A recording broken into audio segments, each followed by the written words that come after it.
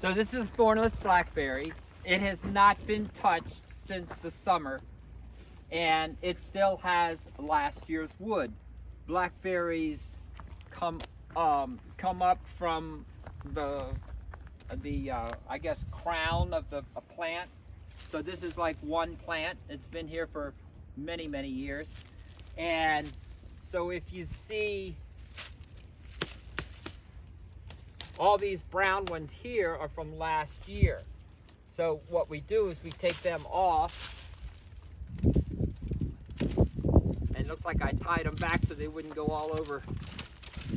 But the first thing I'll be doing is cutting all the old wood out of here. And can you see the difference between the dead wood and the live wood? So that's basically this could have been done right after they fruited. So sometime in August, I could have taken the older wood out. This big guy right here is totally dead too. So anyway, that's what I have to do. I have to clean up all that. And then the one thing I'm going to do here is, even though they set their fruit in September, so you have to stop your shaping in September, or I'm cutting off fruit. All that is fruit buds. So it would have been nice, and I know that's going to go out in the driveway, so I'm going to cut it back. When you say stop your shaping, like you're controlling the size of it in the growing season, or? Yeah, well, these things come up, the new growth comes up so quickly that I'll be walking, say, from that greenhouse, and I'll have my pruners in my hand, and I go like this. See where I tipped it? Yeah. So I have to tip them because they'll go up like 8 feet, 9 feet. If I tip them, then they in the summer, then they lateral out like this. And that's where all your fruit comes. This was an experiment to get the Drosophila, the Japanese Drosophila. I put a whole bunch of these sticky traps, and it worked a little bit. But I still got Drosophila. It's a fruit fly that gets on raspberries, especially raspberries and blackberries. And the best way to prevent it is to get the earliest ripening varieties you can. So that would be Ponca, blackberry, and maybe Arapaho, and all the others are going to get these little fruit flies from Japan. They are totally naturalized here in the eastern U.S. now. Well, look at that. I took it off and then the sun goes away.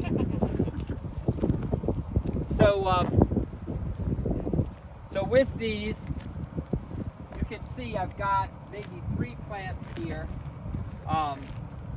Giles kind of dug up. They come up from themselves, and they'll come up, in different areas.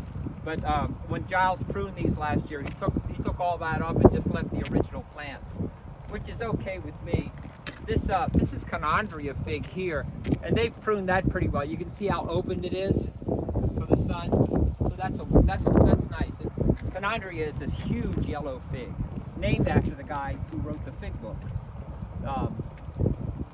Condit. So it's Conandria. Yeah. All right. Is the same though for raspberries? No, and while we're just sitting here, I don't have a really good raspberry row to show you, but raspberries, again, need about a 5-foot wide bed. Like these guys definitely need, a 5-foot wide width, and then they need to be planted about 5 feet. Raspberries, you do about 3 feet apart. And then with the raspberry, they like rich soil. Blackberries don't care that much. Raspberries really like about 4 inches of really good soil on top. And they're shallow rooted, so they go through there and they make these horizontal roots. And every once in a while, they'll send up a cane from that root.